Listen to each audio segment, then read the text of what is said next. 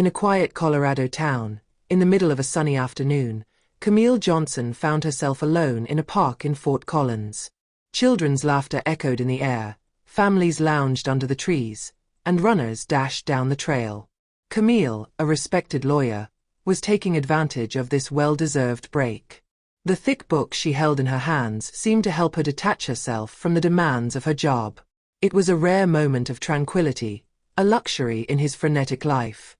Her gaze was lost from time to time in the golden glow that bathed the park, and a gentle wind caressed her hair. She needed this calm to recharge her batteries, to prepare to once again face the world of law, often brutal, often unjust. The heat of the afternoon enveloped everything, and Camille closed her eyes for a moment to savor this escape.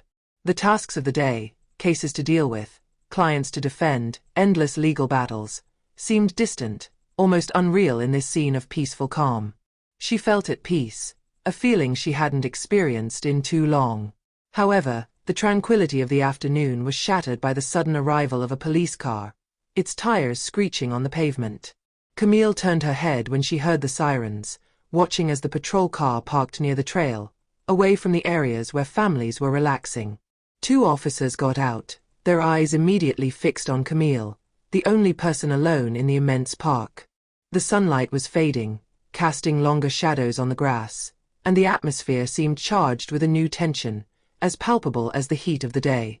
Without warning, one of the police officers approached, his face impassive but determined. He wore a commanding expression, eyes fixed on Camille as if she was already guilty of something. "Madam, you must follow us," he ordered in a firm voice. There was no explanation, no context, only a categorical demand. Camille, calm and composed, responded without letting herself be destabilized. She knew she hadn't done anything wrong. The situation made no sense. The police had no reason to intervene in a public place where hundreds of people gathered every day. But a tension, imperceptible at first, rose in the air, like a dark cloud ready to burst. The police's questions, at first banal, became more and more insistent. "Why are you here? What are you doing?" the second agent asked, a glint of suspicion in his eyes. Camille looked at them without blinking, trying to remain calm despite the anxiety that was rising within her. She knew that this situation made no sense, but she also knew that every word, every gesture, had to be measured. "I'm resting," she replied calmly. "I'm just here to enjoy some peace and quiet." But the policemen did not seem convinced. Their gazes had hardened, as if his mere presence was a crime in itself. Camille answered them peacefully, showing them her driver's license, as if to demonstrate that she had nothing to hide, that she was an ordinary citizen, with no reason to be the subject of such suspicious treatment. She tried to remain calm, but the air was gradually taking on an unbearable tension. Her hands tightened around the book she had been holding moments earlier, a gesture that betrayed the nervousness she was beginning to feel. The police, far from being convinced, did not seem willing to listen. They stood there, one in front of her, the other at her side, blocking her access to the exit of the park. They weren't just curious anymore. Their attitude had become more threatening. "You're not allowed to be here alone? Don't you have something to hide?" they insisted, their voices rising slightly, an implication in each word. Camille could feel the situation spiraling out of control. She tried to remain calm, refusing to respond to baseless accusations. "I've already explained to you what I'm doing here. There's no reason for you to detain me," she replied firmly. Their faces had hardened, one of the police officers taking a step forward, as if to intimidate further. Camille, in a burst of dignity, refused to give in. "Before you ask me any more questions, you must explain to me what you are trying to do. What is the reason for this interrogation? What did I do?" The question, although simple, seemed to make them lose their calm. The police officers exchanged furtive glances, a growing tension marked by heavy silences. They became more and more insistent, their accusations growing stronger without any concrete evidence. One of them, more agitated, leaned closer to her, and in a louder voice, said, "You probably feel untouchable because you're a lawyer, but that doesn't protect you here. You have something to reproach yourself for, don't you?" The condescending tone and verbal aggression shook Camille, but she was not going to let herself be provoked. Suddenly, in a hasty and uncontrolled movement, one of the police officers brutally grabbed her arm, pulling her towards him. The shock was immediate, and Camille felt her body tense under the man's violent impulse. The sound of rattling handcuffs echoed through the stiller of the park, tearing through the tranquility like a clap of thunder. Camille, at the moment, felt her mind waver.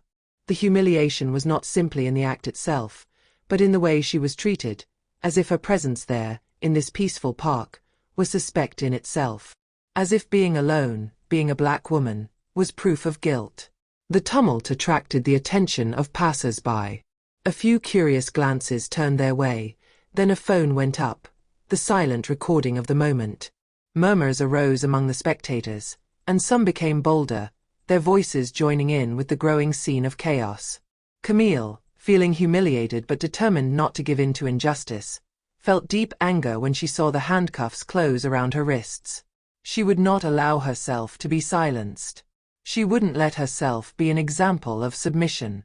Imprisoned in the police car, the engine roaring like a bad omen, Camille lost herself in her thoughts. Far from the accusatory gaze, she tried to rationalize the event. This afternoon, which she had envisioned as a simple break, had turned into an ordeal.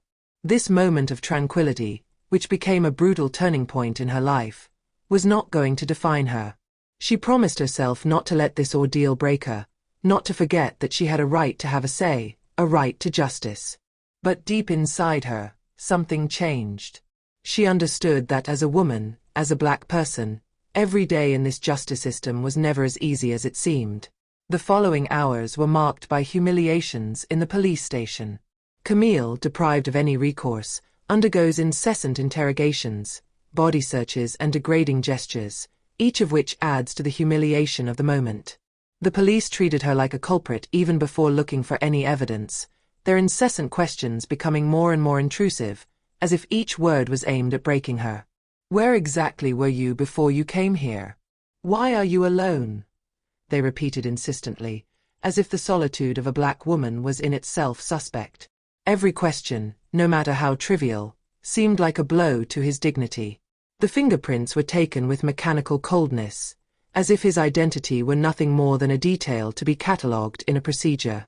The physical search that followed, although in accordance with protocols, seemed to him to be an act of pure dehumanization. The gestures were more violent than necessary, the police officers' looks full of judgment. The cold of the metal walls, the unpleasant smell of the cell, the harsh light of the pale neon lights, everything seemed designed to reduce her to a simple worthless body. The minutes stretched like hours, each moment adding weight to the heaviness of injustice. However, in this narrow cell, Camille did not let herself be crushed. Time passed slowly, but in his mind, thoughts flowed with unexpected clarity. His dignity had not been completely erased. She knew she had to fight, for herself, for those who were unable to speak out against daily injustices. His thoughts turned to these invisible faces, these people who suffered the same humiliation, the same oppression without ever being able to cry out. But she was going to scream. Not right away, not now, but she was going to do it. His only weapon at that moment was his determination. She was not ready to let it happen, to accept the symbolic violence she was experiencing. She promised herself not to put herself through this ordeal. She would hold on whatever the cost, because her struggle was greater than what she was experiencing there, behind these cold walls. Hours later, after what seemed like an eternity, Camille was finally released on bail. When she finally found herself outside, the cool night air seemed an immediate relief, but it did nothing to quell the anger bubbling inside her. She breathed deeply, feeling the wind caress her face, a slight respite before reality returned. Her legs were shaking, fatigue and stress had caught up with her, but she didn't give in. She turned her gaze to Marissa, who was waiting there, a look of mixed worry and relief on her face. She approached her, arms opening in a silent, but understanding welcome. "I will fight, Marissa," Camille said, her voice firm, but the pain in her eyes was palpable, betraying everything she had endured. "I won't let this go." These words were not just a promise to her friend, but an oath she made to herself, an affirmation of her own resilience in the face of injustice. She stood up, ready to see this fight through, because it was no longer just a question of her own case.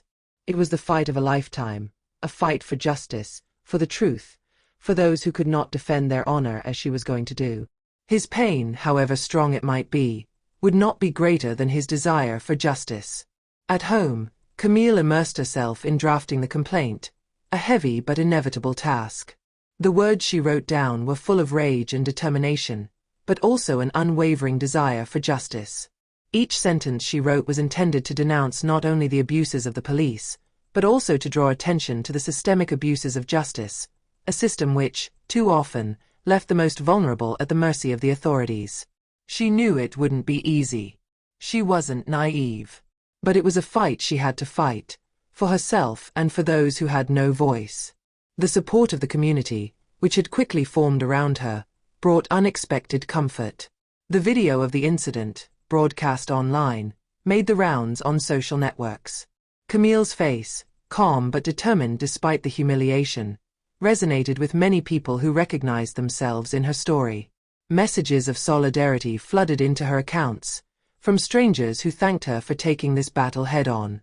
This strengthened her, and little by little, a real movement of support was built around her.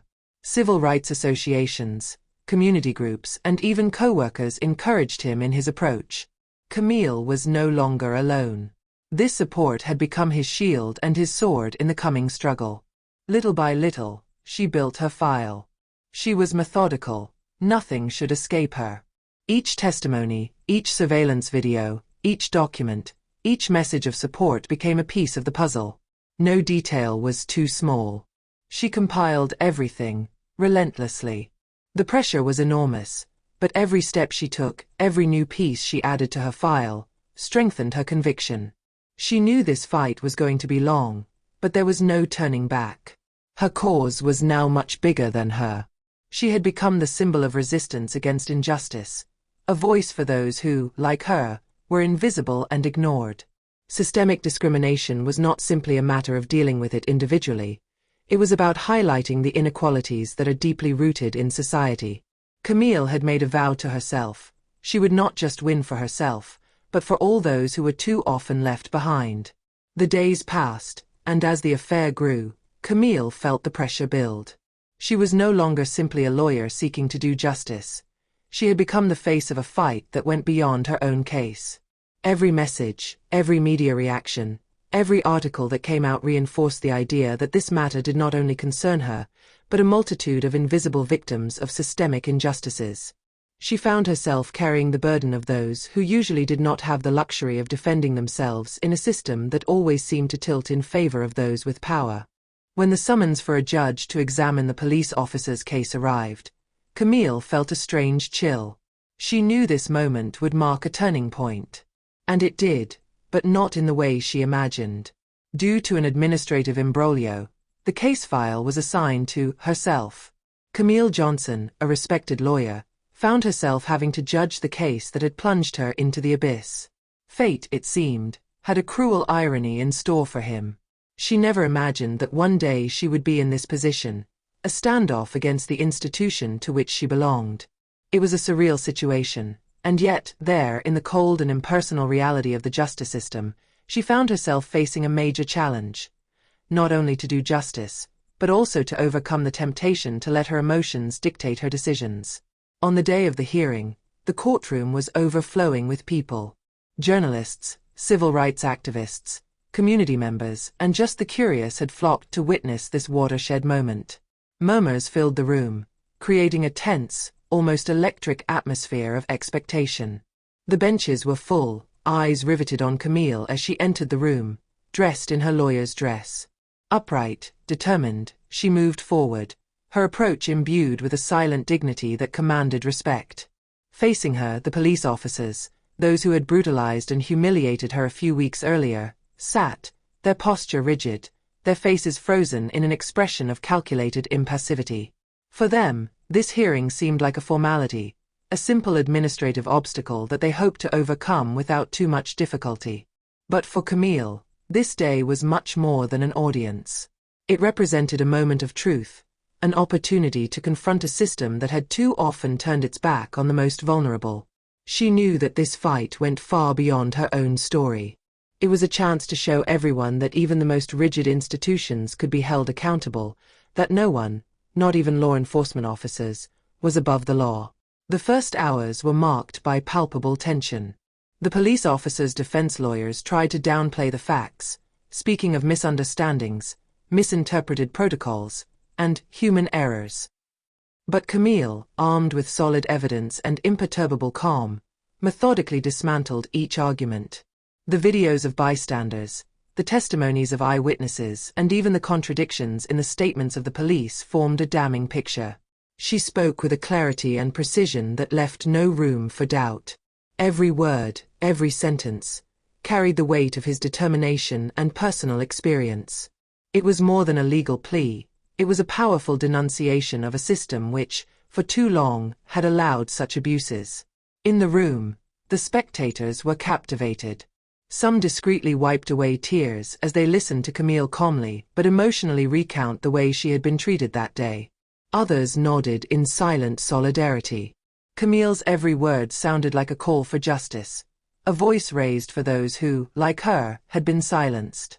The most poignant moment came when she stopped, stared at the judges and said, "This trial is not just mine.